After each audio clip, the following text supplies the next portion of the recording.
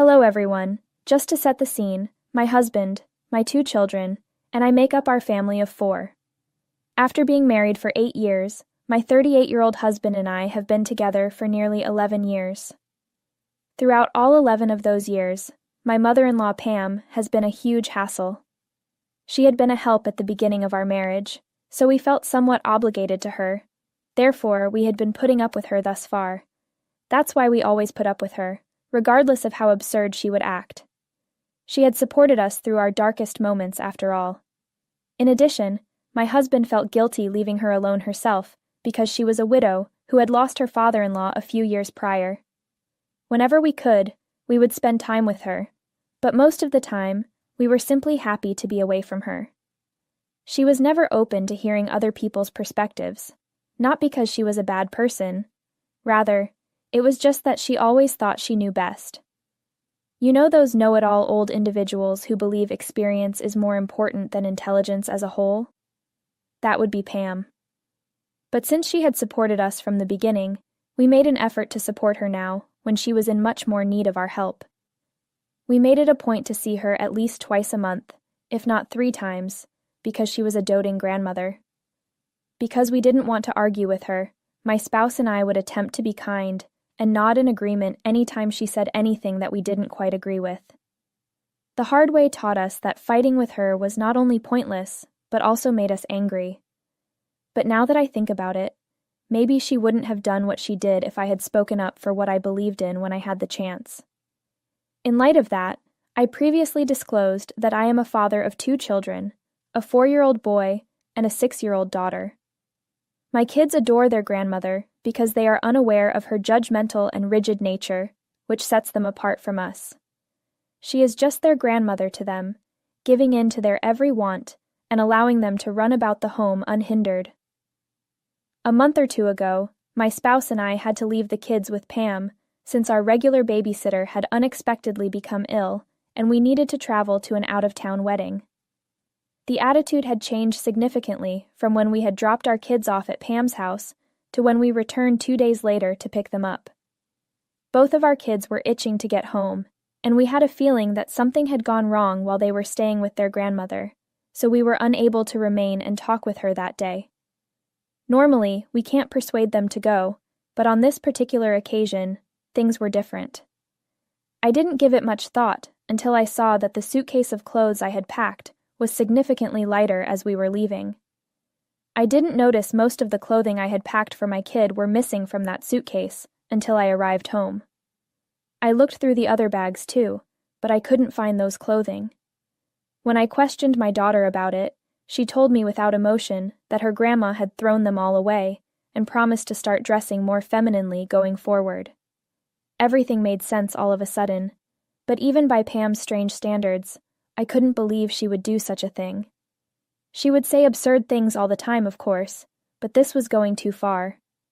Undoubtedly, clothes are not cheap, and my spouse and I make a point of purchasing high-end, eco-friendly clothing to ensure that it lasts for a long time. Pam throwing everything away was not only a terrible waste of money, but it was also inappropriate given why she had done it. I phoned her as soon as I informed my husband about it. She made no attempt to refute it.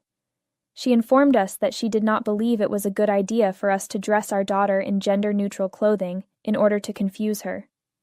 To put things in perspective, the majority of the items I brought for my daughter were baggy shorts from the boys' area and huge boys' t-shirts. We let our children choose their own clothes, and my daughter chose them as they fit her better than the items in the girls' department. She doesn't simply wear clothes for guys. She enjoys dressing up and wearing dresses and skirts when we go to expensive restaurants together. However, she favors comfort over style when it comes to everyday wear, and I don't see anything wrong with that. As Pam mentions, it's absolutely not confusing my child. My spouse and I were furious and informed her that even though the clothing were expensive and wouldn't fit our baby for very long because she was still growing, she had no right to throw them away. We would now have to go shopping. We informed Pam that we wanted her to apologize to her grandchildren, as well as to us, since they were extremely angry, and that we expected her to pay us the money that she owed us for tossing those garments away, We were ready to overlook everything at that moment and give her another opportunity, but she ruined it by choosing to start a fight with us. She informed us that she would not be giving us any money and that she did not regret what she had done since someone had to do it, because parenting in this age had become too soft. Rather of offering an apology, she reiterated her previous statements and actions, asserting that she was preventing my daughter from experiencing gender confusion in the future, and that it was not her responsibility if I was unable to see what was best for her. When we tried to fight with her, she pointed out that she had helped us when we were first married and needed money since my husband's new business was unstable, I was on maternity leave, and my firm was not paying me. She was correct. In fact, she had helped us. We so promised her that over the following several months, we would pay her the balance we owed her until we were even. As of right now, we would begin by adding up all the money she had thrown away when she threw away our daughter's clothes. I also informed her that because she had obviously traumatized our children, she was now forbidden from entering our home and would no longer be allowed to visit them. Before she could say anything more, we blocked her. I talked to my kids again to find out more details, since I could see why my daughter was unhappy, but because all of his toys and clothes were still in place, I couldn't figure out why my son was responding the same way. We then learned that Pam had made a lot out of the situation since she had phoned both of our children while she was throwing away the garments, one by one, that she did not like. My daughter began to weep, and my son attempted to console her and prevent his grandmother from upsetting his sister. However, he was obviously unable to do so, and Pam began shouting at the two of them, further traumatizing them. They both started weeping while they were telling us about this occurrence because they were so angry with her. My spouse was, and still is, completely on board with me when it came to not letting Pam have any further involvement with our children after that. She stopped attempting to get in touch with us after we blocked her, so we assumed she was going to stop by herself. After a week or two, we had anticipated hearing from her, but when that didn't happen, we began to think she was done with us. Before her arrival a few days ago, my spouse and I had all but forgotten about her. Luckily for us, my kids weren't at home and were spending the day with my parents. Otherwise, they would have had to endure this situation once more. Nevertheless, the bell began ringing as my spouse and I were conversing in the living room, and we could see through our windows that Pam was outside. Following some deliberation, we chose to open the door but keep her out since we were curious about her purpose for being here. She didn't take long to act. She stated she was coming to seek custody of her grandchildren since we were obviously failing at raising them properly, and as soon as we answered the door, she handed us some paperwork. She claimed to have previously discussed this with her lawyer, and that they would live with her full-time until my husband and I had settled all of the debt we owed her. It was possible for us to share custody after that. She had anticipated that it would take us a few years to save up the amount of money she was requesting because she wanted my husband to reimburse her for all the money his parents had spent raising him, in addition to us returning all the money she had given us during our difficult times. It was obviously a huge sum of money, and we would need a long time to pay off that type of debt. That wasn't even the most insane aspect about it. It seemed absurd to me that she believed it was perfectly okay to demand and say this. I ordered her to go, and if she didn't, I would be contacting the police, as my husband was too startled to speak. I really had no desire to waste time talking to her or attempting to convey how absurd this was. None of that would have been worthwhile. She believed what she was seeking was very reasonable, so true to her character. She refused to depart and declared that she would not be leaving until we had signed the paperwork with our lawyer. That was all I needed to hear when she added that, given how soft we had become, it was evident that we were not capable of raising 2 children on our own. I quickly reached for my phone and dialed the police. She remained even after that. As I informed her that I would seek a restraining order to ensure she would never see any of us again, she remained still. She replied that she would rather that I give it a shot, adding that she would see to it that I lost custody of my kids, because it wasn't as if she had attempted to harm me or us. I was really getting tired of her, but all I had to do was wait for the police to arrive and get her off our land. That's when her insane episodes began. She was shouting, kicking, and swearing at us when she had to be hauled away. Since our children had already experienced trauma from her once, I'm so relieved they weren't around to witness it. I wasn't going to let it happen again. For my part, I don't believe that I violated any laws when I initially banned her or threatened to get a restraining order against her. My spouse is supporting me as well. The rest of my husband's family is currently against us, despite the fact that he remained silent the entire time his mother was here since he was deeply surprised. They assume I'm being really ungrateful, since I've totally forgotten that she was the only person who supported us throughout our difficult time of having a newborn and making ends meet. I'm not sure how hard it is for the rest of the family to grasp, but just because she had supported us when we needed it doesn't mean she has the right to control our life. Everyone has been hounding us, telling us that calling the police on her was incredibly inappropriate, especially since all she wanted to do was watch out for us. Really? Is this how people watch out for each other these days, threatening to take away their children unless they give you back the money they owe you? It doesn't convince me. Since my husband had previously been the family's rock star, and then everything changed overnight, it is clear that he has been the one most impacted by everything. He is currently the target of everyone's hatred and blame, which has been extremely difficult for him to handle. But since it's not technically my family, I'm not particularly touched by it. He agrees with me when I keep attempting to persuade him that what we are doing is the proper thing to do. He hasn't spoken anything more, but it's clear that he's furious. I feel like I could be going too far because of it. I'm not sure. I have no doubt that the rest of the family will cut us off as well if we break things off with Pam and go ahead and get a restraining order against her. That's okay with me. My spouse might be able to handle it better than I can, but I'm not sure. Thus, I would like to know why Aitia is attempting to get a restraining order against my mother-in-law. The first update. Hello. Well, I made the decision to accept the advice that was given in the comments, and I had a conversation with my husband about what was going on with him. I had also attempted to talk to him earlier, but he insisted that he was okay and that he would ultimately get over it. My attempts to communicate with him were unsuccessful. Because our children had returned home, and because he had not yet returned to his normal routine, it was clear that I was beginning to feel concerned. I eventually made the decision to face him and ask him what was really going on with him last night, after the children had gone to sleep. We hadn't even filed a restraining order yet, since I don't know whether he is all right with it or not. It had been more than 2 weeks since our last encounter with his mother, and we hadn't even done that yet. I told him that he could continue to act as if everything was well with him, but I knew that he was not fine since we had known one other for a very long time. I let him continue to pretend that everything was fine with him. I explained to him that in order for us to deal with the situation, we must first accept that there is something wrong right now. Only after we have done so will we be able to find a solution to the problem as it currently stands. It was then that I informed him that he needed to speak with me, and he did so at last. At first, he merely appeared to be in a state of deep depression, and I could tell that he was sobbing in his head while he struggled to find the right words to express his feelings.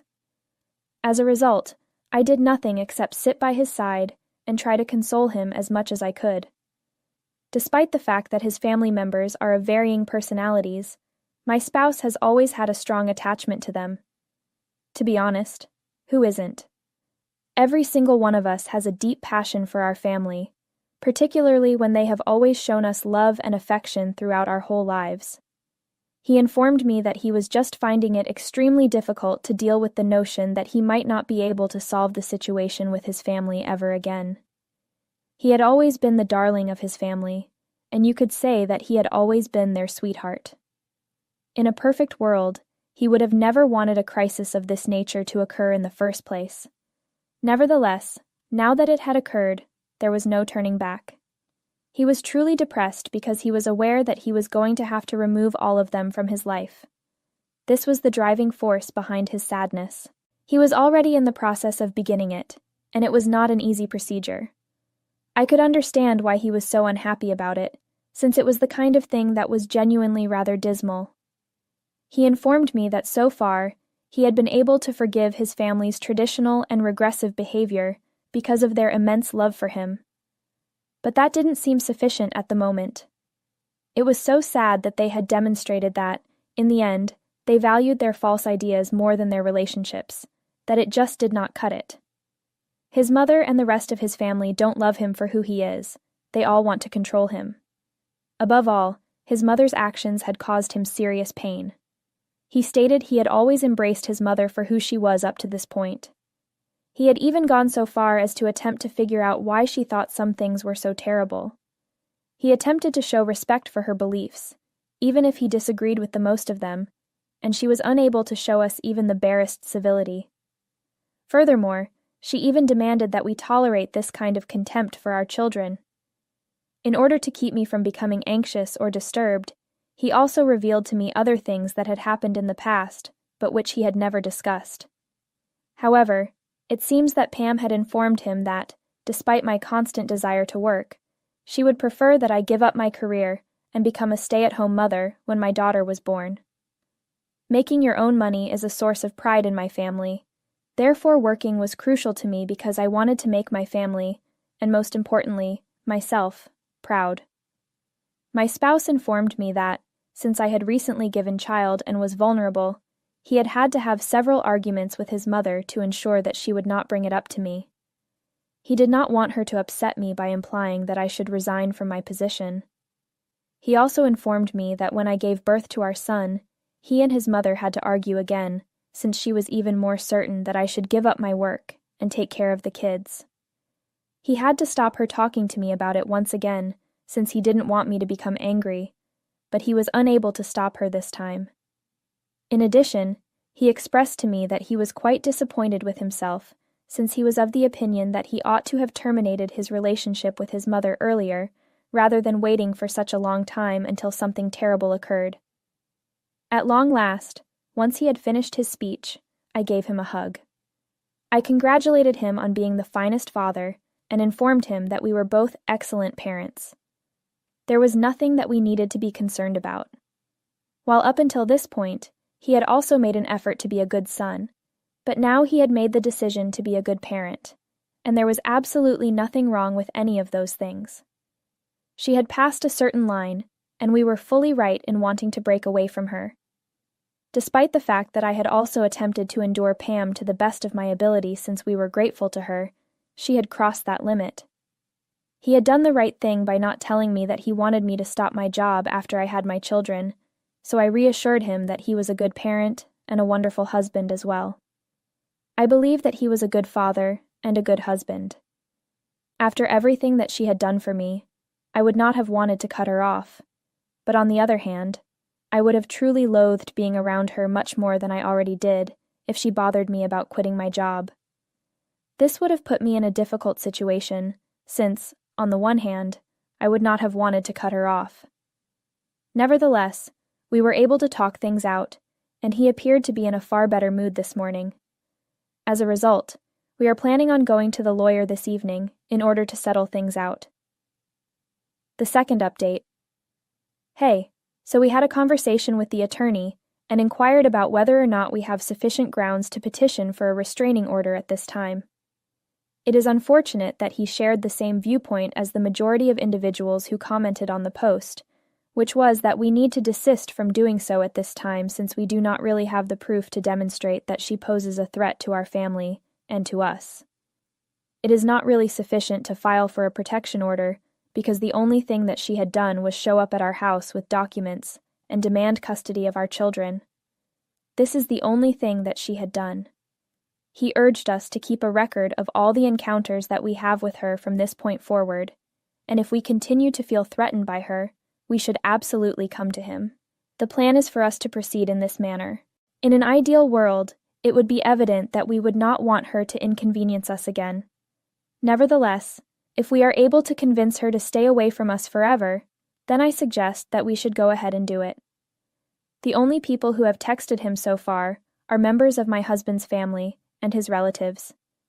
They have told him that he has failed as a son and other such things, but she has not yet reached out to us. As of right now, Nobody is harassing us since we have blocked the majority of the members of his family who had chosen her side.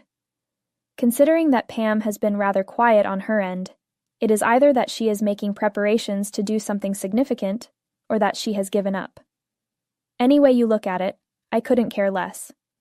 Having a conversation with the attorney provided me with new perspectives, and I am certain that in the event that she engages in any behavior, we can simply videotape it, and she will be legally compelled to stay away from us at that point. My husband is doing a lot better since the previous update that I provided, and I am really pleased for him that he is finally finding it a bit easier to deal with what is going on. I am very happy for him. In addition, it appears that a lot of people are under the impression that he had compelled me to maintain contact with Pam for a considerable amount of time, and I would like to point out that this is not indeed the case. An agreement had been reached between the two of us that we would make an effort to be there for her and to tolerate her behavior. I mentioned that we owed her money, thus it was necessary for us to do it. Now that I think about it, I see that it was not a wise choice. Nevertheless, it is over now. I would like to make it clear that my spouse did not coerce me into doing anything. I hope this clarifies the situation. Both of us contributed equally to the success of it. On the other hand, I will keep you updated on any developments that may occur following this. The third update. Hello, everyone. In my most recent post, I indicated that Pam had not gotten in touch with us since the previous time we had a conversation. I had been assuming that she was probably intending to do something significant as a result of this lack of communication. She made a full and absolute fool out of herself in front of so many people that I can't even laugh out loud as I'm typing this out. I was correct, and I'm so happy that I predicted it, because I had believed that she was going to do something hazardous, but instead, she made a fool out of herself in front of so many people. We haven't spoken to Pam in over 3 weeks, so a good amount of time has elapsed since my initial post here. We were all enjoying a movie together last night, when all of a sudden, my phone was inundated with texts and notifications. My spouse was using his phone as I turned to face him, so it was clear that the same thing was occurring to him. When we got on the internet, we saw that an anonymous account, which was clearly Pam's, had tagged us in a post. She had shared images of our family along with the following caption.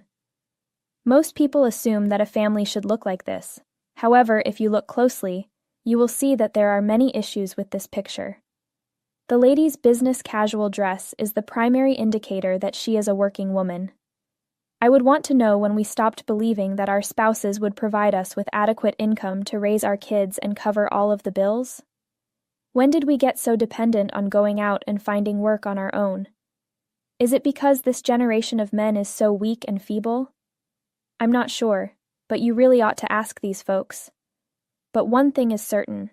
We must act swiftly to address this issue because, in addition to being fundamentally corrupt, this generation is also poisoning the brains of the next generation. Just have a peek at the tiny daughter's outfit, please. We used to dress our sons in these kinds of garments back in the day, but these days, who knows? It's simply an absolute shame, and for this reason, our nation is no longer able to advance. We must stop this if we hope to bring our civilization back to its previous splendor. If you agree with me, please share this message to assist me in mending this family. The last sentence of the post gave it away, if the rest of it hadn't previously. It was clearly Pam, and I couldn't even be angry with her for posting anything of this nature, since it was so funny that she actually believed it would work. This was obviously her idea of a petition, one that would be laughed out of any court in the world.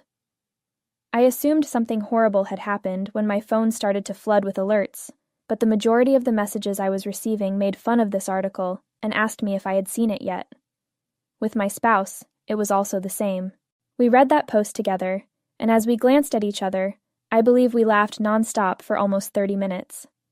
That post's comments were entertaining as well. Because we were tagged in that post, many of our friends saw it, and were leaving the best jokes in their comments. Though you guys shouldn't have to, I think you guys need to be able to laugh too. I suggest that in order to eliminate the necessity for 2 sources of income, we jump in our time machines and return to trading with animals. Should you concur, please share this content. It's unbelievable that ladies are dressing like this. What comes next? Dads with eyelashes? Ludicrous. Even though they were plainly making fun of that absurd message and everything, we still made sure to snap screenshots so we could provide them to the attorney. Additionally, we're going to get in touch with her and ask that she remove the post.